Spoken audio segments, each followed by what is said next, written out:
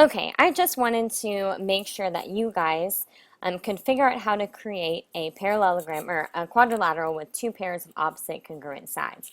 And yes, you could do that by just creating the parallel lines, but in your proof, remember, you want to start out with opposite sides being congruent. So how do you do that? So I'm going to start with this segment. Okay, so there's going to be one side of my quadrilateral.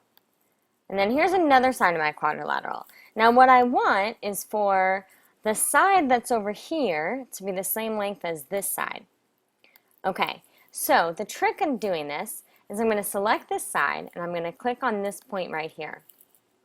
And I'm going to go up to construct. You can't see it say construct up there. But I'm going to click on construct and I come down here and see this circle by center and radius. A circle by center and radius, I've chosen that segment and I've chosen a point. And so what it's going to do is it's going to construct a circle with the center, that's the point that I highlighted, and the radius of the circle is going to be the segment I highlighted. Just like this. So now what you'd see is that anywhere on this circle, these two segments will have the same length. Okay, so I can move G all the way around the circle and that's going to stay the same. And even if I make this segment longer, the circle is going to change, okay, because this circle has been built to have the radius of this length. Okay, now I'm going to keep this here for a second.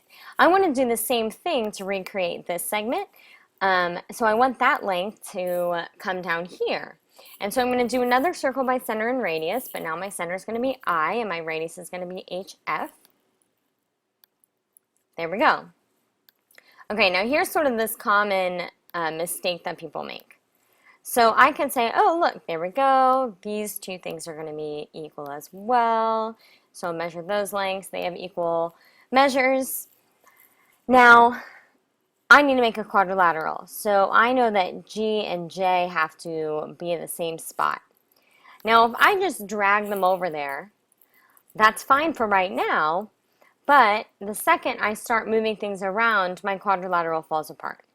Okay, so it looks good when it's stuck together just like this, but the second I start dragging it, I lose what I want. I don't have a quadrilateral anymore. So what we're going to do is actually I'm going to get rid of FG and I'm going to get rid of IJ.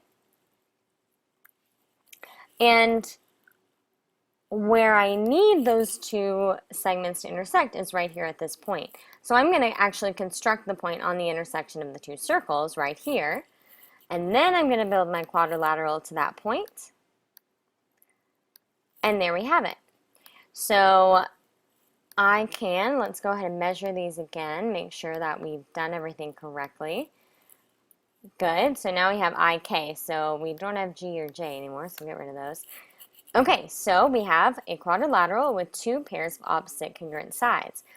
Now, I'm going to go ahead and hide the circles. You can do that by just hitting Control H. I'm using that shortcut. Or you can go up to Display and then there's a Hide Objects. Okay, so now I have my quadrilateral. What's cool is that I can move it around and it's going to maintain the opposite sides being congruent. And so what this allows you to do is really make some good conjectures about what must always be true about a quadrilateral with congruent opposite sides.